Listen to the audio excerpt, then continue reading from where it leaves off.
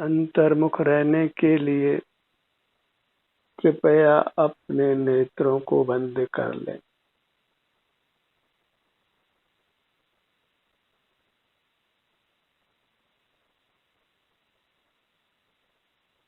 अपने शरीर का एहसास करिए, इसी से आप स्वस्थ रहते हैं, सुखी रहते हैं। ये अनुभूत है कि जब हम स्वस्थ होते हैं तो सुख का अनुभव करते हैं, और जब अस्वस्थ होते हैं तो दुख का अनुभव करते हैं। सर्व शास्त्रों का यही सार है कि स्वास्थ्य ही सुख है। इसलिए स्वस्थ रहने के लिए किया गया प्रयत्न धर्म है, और अपने स्वास्थ्य को नष्ट करना वह अधर्म है।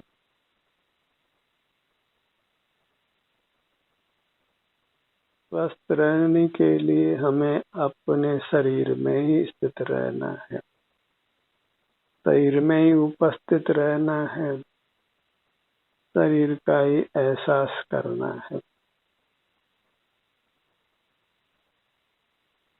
और इतना ही धर्म है।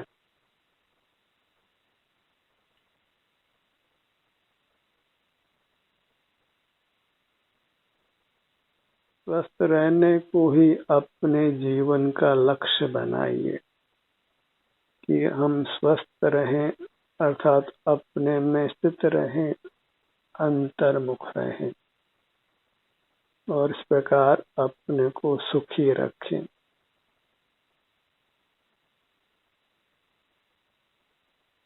अपने को दुखी रखना ही अधर्म है, पाप है। अपने में स्थित नहीं रहना, बहिर्मुख रहना, बाह्य पदार्थों को विषय बनाना, ये सब पाप है, और पाप का फल दुख है। और अपने शरीर का एहसास करना वही धर्म है, और धर्म का फल सुख है।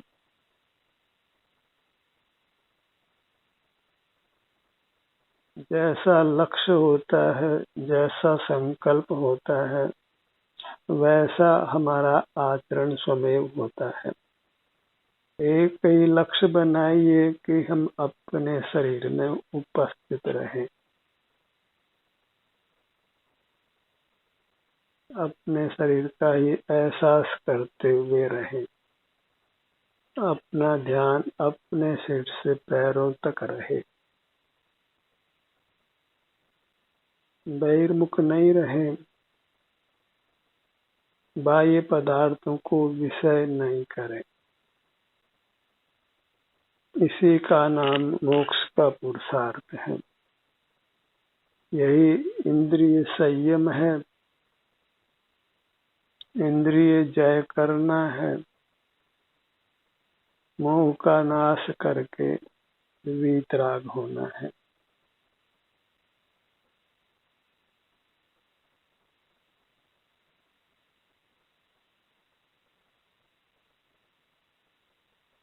जो भी परमात्मा हुए हैं वे इसी विधि से हुए हैं।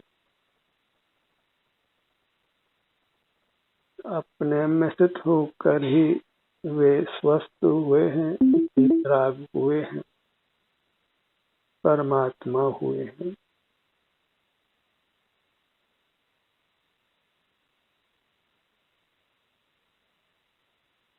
अपने शरीर में स्थित रहना ही पिंडस्थ धर्म ध्यान है, जिससे जीव सकल कर्मों से मुक्त होकर पूर्ण सुखी परमात्मा होता है, जन्म मरण से मुक्त होता है।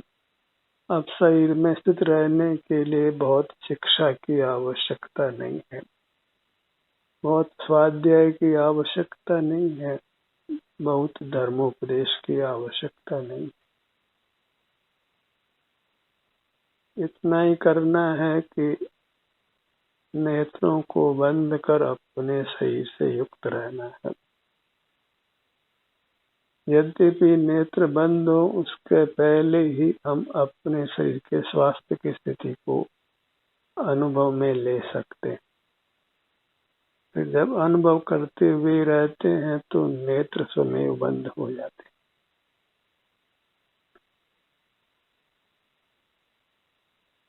लोक में भी कहावत है, पहला सुख निरोगी काया।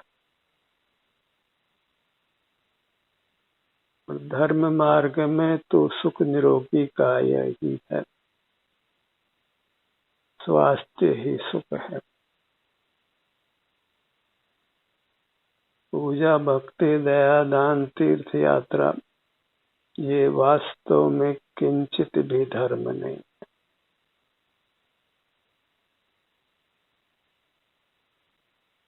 अपने में स्थित रहना, अपने शरीर का ही एहसास करते हुए रहना, स्वस्थ रहना, सुखी रहना, इतना मात्र धर्म का स्वरूप है। भले यह इस रूप से धर्म के रूप में लोक में प्रसिद्ध नहीं हो, इसको धर्म रूप से स्वीकार किया जाए तो सारे जगत के जीव एक मत हो सकते हैं।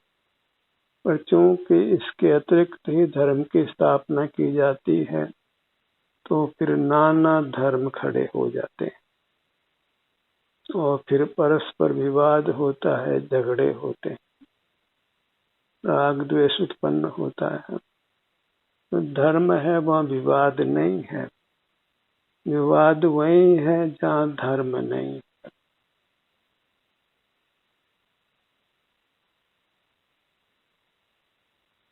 वह सब संप्रदायवाद है और उससे शांति ही भग्न होती है। और सांप्रदायिक धर्म प्राय अंधविश्वास के आश्रित हैं, अंधश्रद्धा पर खड़े हैं। और जहाँ अंधश्रद्धा होती है वहाँ युक्ति का प्रयोग नहीं होता। अंधश्रद्धा में मिथ्या वचन भी सम्यक वचन लगते हैं।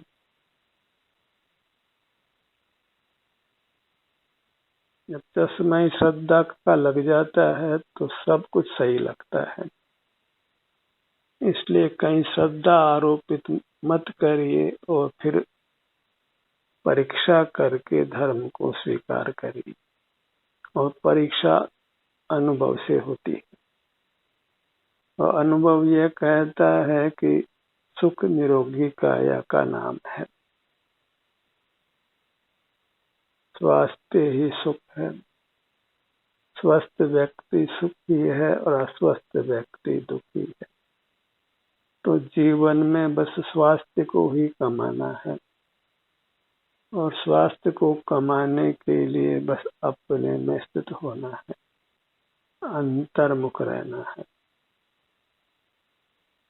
स्वस्थ रखने के भी लोक में नाना उपाय बताए जाते हैं जो पराधीन होते हैं, और पराधीनता से स्वास्थ्य नहीं मिलता है। पराधीनता से हम अस्वस्थ ही रहते हैं।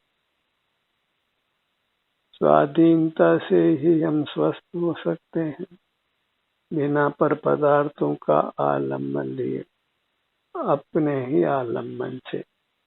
और अपना आलम्बन अंतर्मुखता में होता है, क्योंकि आप इंद्रिय गम्य नहीं है। जहाँ इंद्रियां खुली है वहाँ अपना अवलंबन नहीं होता, क्यों? इंद्रियों का विषय आप नहीं है, पर पदार्थ हैं। और पर पदार्थों को विषय करना ही कुशील है, दुराचार है,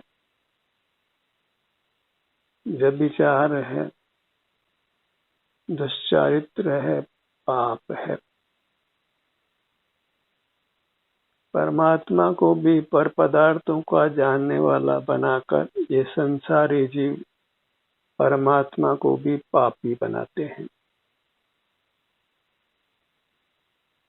पवित्र आत्मा को भी पापी का रूप देकर वो भजते हैं, उसकी पूजा करते हैं। परमात्मा के रूप में हिंसक रूप की भी स्थापना करते हैं। देवी देवताओं को हिंसा का रूप देकर उनकी पूजा करते हैं। ये सब कुछ सांप्रदायिक धर्मांधता है। इन सब से ऊपर उठकर अपने सन्मुख रहना है, अपने अनुभव रूप रहना है। अंतर्दृष्टि से अपने को पहचान कर फिर अपना अनुभव करिए, क्योंकि आपका ग्रहण अंतर्दृष्टि से ही होता है।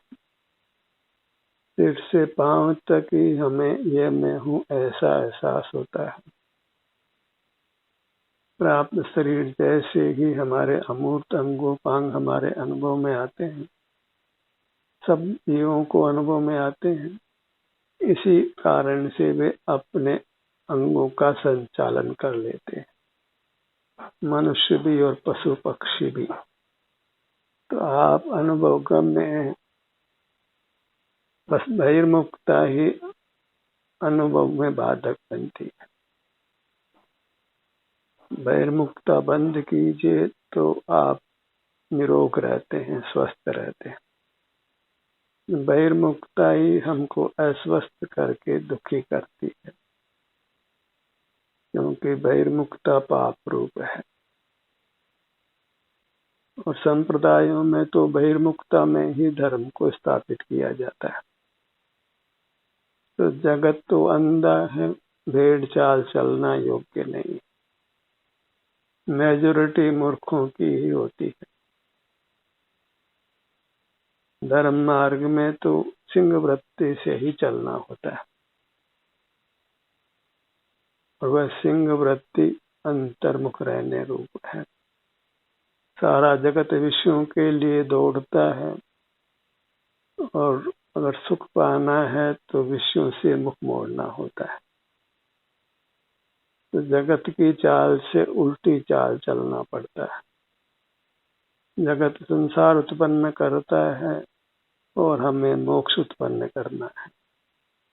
इसलिए जगत का अनुकरण तो नहीं करना है, जगत के जीवों को देखना भी नहीं, उनकी चर्चा वार्ता करना भी आकुलता पैदा करती है। एकाकी चलना है, अंतर्दृष्टि करके स्वस्थ रहना है, सुखी रहना है। और जब अंतर्दृष्टि से रहते हैं तो फिर परिग्रह की आवश्यकता कम होते होते समाप्त हो जाती है। हमें जीने के लिए किसी बाह्य पदार्थ की आवश्यकता नहीं रहती। कोई बताए कि परमात्मा किसी बाह्य पदार्थ का भोग करते हैं, परमात्मा किसी बाह्य पदार्थ का सेवन नहीं करते, किसी बाह्य पदार्थ को देखते जानते भी नहीं। ये बाह्य पदार्थों की आवश्यकता से रहित हुए हैं, बाह्य पदार्थों के अधीन नहीं। बाह्य पदार्थों को विषय करना ही पराधीनता है, बहिर्मुखता है, पाप है। भला वो परमात्मा को क्यों हो। परमात्मा बस अपने सुख को भोगते हैं, और अपने सुख को भोगने के अलावा जितना भी कुछ लोक में कर्म है वह सब दुष्कर्म है, वह धर्म नहीं है, धर्म का अंग नहीं है।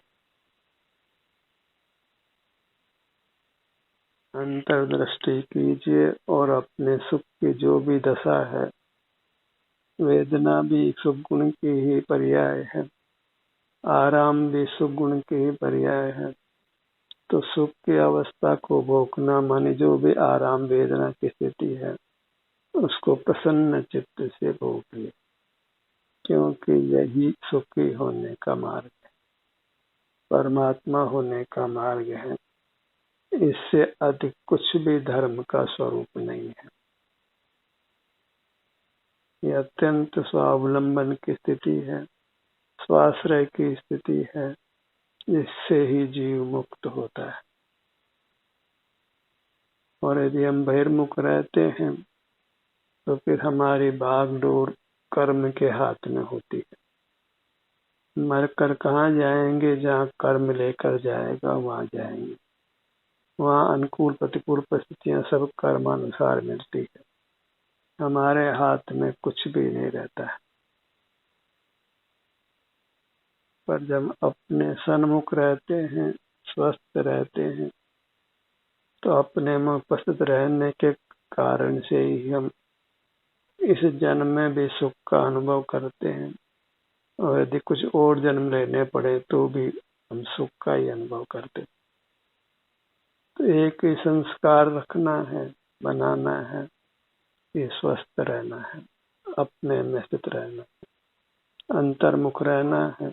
और अंतर्मुखता में शारीरिक स्वास्थ्य की स्थिति ही अनुभव में आती है, तो प्रसन्नता से उसका अनुभव करते हुए रहना है। जहाँ जहाँ शरीर में तीव्र सुख दुख रूप संवेदना होती है, वहाँ हमारा ध्यान स्वतः ही जाता है।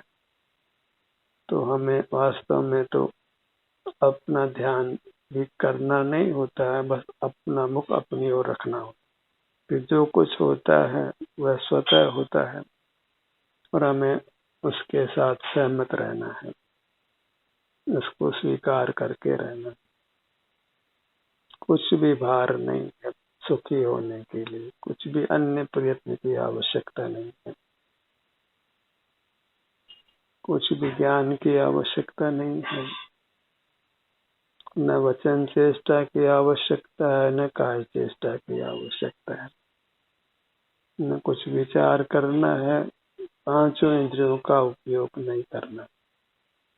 इंद्रियों का आकार मात्र रहे वह तो परमात्म दशा में भी रहता है, पर मूर्त इंद्रियों के अभाव में मूर्त पदार्थों के ज्ञान से जो मुक्त हो गया, इंद्रिय ज्ञान से जो मुक्त हो गया, वही परमात्मा कहलाता है। तो सारा पुरुषार्थ अपने को इंद्रिय ज्ञान से छुड़ाना है, बाहर देखने से अपने आप को छुड़ाना है। कि बाहर देखना ही दुराचार है।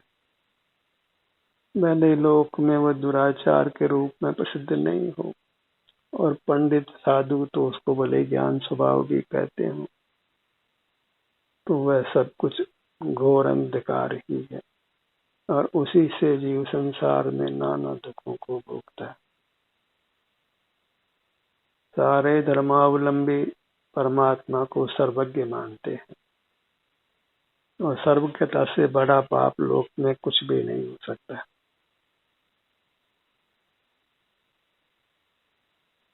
मोक्ष का स्वरूप केवल अपने सुख को भोगना है, वह भी अपने आप ही होता है।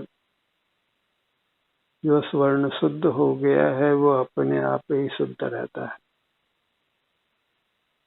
कांति रूप रहता है, पीला रहता है, कुछ भी उसको प्रयत्न नहीं करना होता। जो प्रयत्न होता है वह सब अपने रूप होता है। उसके लिए तो वास्तव में स्वर्ण तो जो कि अचेतन है तो कोई यत्न नहीं करना होता, पर शुद्ध तो वह तप कर ही होता है, और जीव भी तप कर ही शुद्ध होता है, पर उसको स्वयं तपना होता है। वह तपना बस अपने शरीर से युक्त रहने रूप है, और वहाँ जो कर्म का विपाक है उसको सहन करने रूप होने से उसको तप संज्ञा है। और मोक्ष होने के बाद चूंकि कर्म का विपाक नहीं रहता, इसलिए वहाँ फिर तप भी नहीं है। पूर्व में किया गया तप उसका फल है। मोक्ष मार्ग में हमें अंतर्मुख होते हैं तो कर्म के ताप को सहना होता है। असहता कर्म उदय में आने से शरीर में कोई वेदना होती है, जो अंतर्दृष्टि करने से हमारे अनुभव में आती है, उस ताप को हमें शांति से सहना है। वह भी एक चारित्र का भाग है, चारित्र ही है, वह भी मोक्ष मार्ग का भाग है, मोक्ष मार्ग ही है। भले ही कोई उसको आर्त ध्यान कहता हो, पर वह किंचित भी आर्त ध्यान नहीं है। वह सब धर्म ध्यान है, क्योंकि आपका आप अनुभव करता है वही मोक्ष मार्ग है, धर्म है। और वेदना भी अपना ही परिणाम है, अपनी ही अवस्था है, इससे उसका ग्रहण करना वह धर्म है। उसमें कोई परिग्रह नहीं है, पर का ग्रहण नहीं है कि उसको आर्थ ध्यान नाम दिया जाए। अपने ध्यान को अपने सिर के भाग पर लाइए। जब अंतर्मुख रहते हैं तो फिर हमारा ध्यान अपने मुहूर्त पर ही रहता है, इसके किसी भाग पर, छोटे या बड़े पर ही रहता है। और प्रधानता से जहाँ अधिक वेदना, अधिक आराम की स्थिति हो, वहाँ अपना ध्यान स्वमेव चला जाता है। तो इस प्रकार मोक्ष मार्ग बस अपना मुख अपनी ओर करने जितना है, इतना सा पुरुषार्थ उसका अनंत काल तक अनंत सुख भोगना। तो खुशी मनाओ कि मोक्ष मार्ग अत्यंत सुगम है, अत्यंत संक्षिप्त है। मोक्ष मार्ग के लिए बहुत दंड फंड की आवश्यकता नहीं है, बहुत कुछ उसके भेद नहीं है कोई इसको याद रखना पड़े, कोई मंत्रों का जाप करना पड़े, कुछ पाठ याद रखना पड़े, वह सब कुछ नहीं है। बस अपने शरीर का एहसास करना है, और वह एहसास अंतर्मुखता में होता है, बहिर्मुखता में नहीं होता। तो अंतर्मुख होकर अपने शरीर का जो भी सुख दुख की स्थिति है उसका वेदन करते हुए रहना होता है। इतना सा हमको मोक्ष मार्ग का स्वरूप ख्याल में आवे, उसकी श्रद्धा अनुभव से बने, तो फिर आचरण करना सुगम हो जाता है। चारित्र से सुगम लोक में कुछ नहीं है, क्योंकि चारित्र है उसमें राग द्वेष नहीं होने से, वीतरागता होने से, उस चारित्र के आचरण में जीव शांति का ही अनुभव करता है। वीतरागता सुख रूप होती है तो वह हमें दुख से बचाती। अपने ध्यान को अपने ललाट भाग पर लाइए।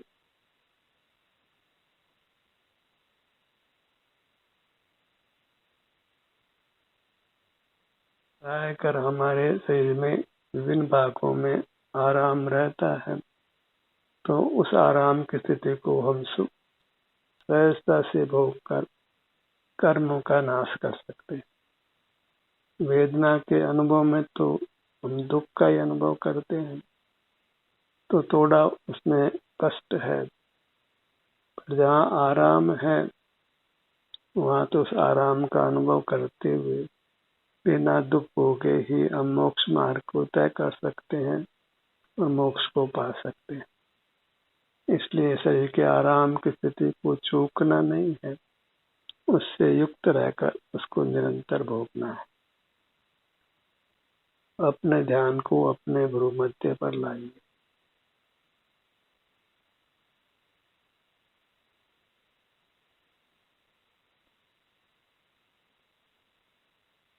दोनों नेत्रों पर आइए।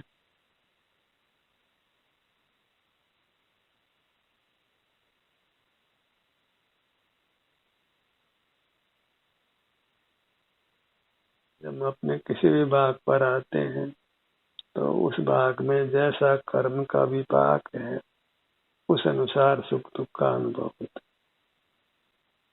कर्म का विपाक नहीं है तो सुख का अनुभव होता है, और कर्म का विपाक है तो दुख का अनुभव होता है। दुख है वो कर्म के संबंध से है, वह हमारा स्वरूप नहीं है। औपाधिक भाव है, सो उपाधि मिटने पर मिट जाता है। अपने ध्यान को अपने दोनों कानों के भाग पर लाइए।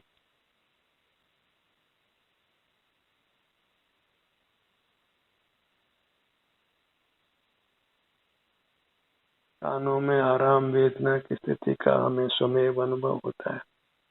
कितनी सहूलियत है, बस अबाउट टर्न करने जितना ही मोक्ष का मार्ग है।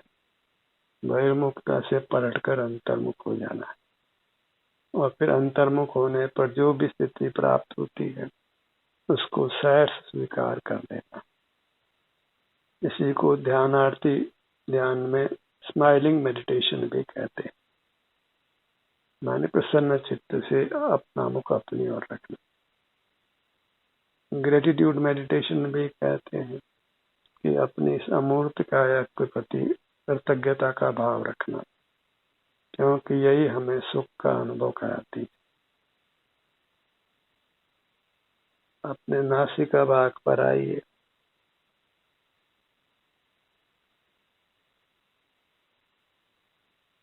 नथुनों का भाग।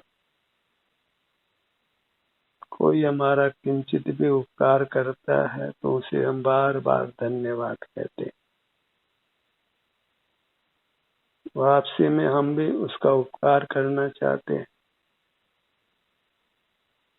तो अपनी अमूर्त काया तो हमको मोक्ष देने वाली है, अनंत काल तक अनंत सुख देने वाली। एक बार उसको हृदय से धन्यवाद कीजिए।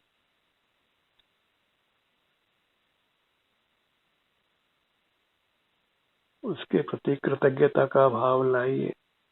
शरीर के विभिन्न भागों में कोई वेदना नहीं हो रही है, अच्छा लग रहा है, तो वह सब हमारी अमूर्त काया का ही प्रसाद है, और उस प्रसाद को प्रेम से भोगिए, आनंद से भोगिए।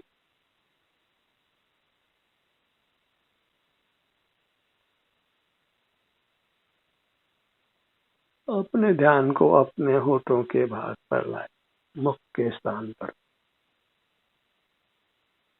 होठों में कैसी संवेदना मिल रही है, आराम है या वेदना है, उसका अनुभव करते हुए रहिए। मुख के भीतर तालु भाग पर आइए, कंठ भाग पर आइए, गर्दन का भाग। अपने ध्यान को अपने सीने के मध्य में हृदय स्थान पर लाइए।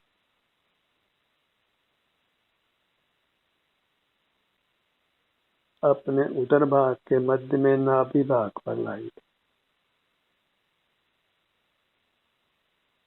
पीठ का भाग, दोनों भुजाएं और दोनों पैर, ये हमारी चिन्ह मूर्त है जो परमात्म स्वरूप है, अत्यंत भोग्य है, क्योंकि यह आनंद की बनी हुई है और इसलिए महान है। आनंद से महान लोक में कुछ भी नहीं है। तो अपने सन्मुख होकर अपने आनंद को भोगते हुए ही अपना जीवन यापन करिए। ध्यान का ये सत्र यही समाप्त होता है। आपकी सहभागिता के लिए धन्यवाद।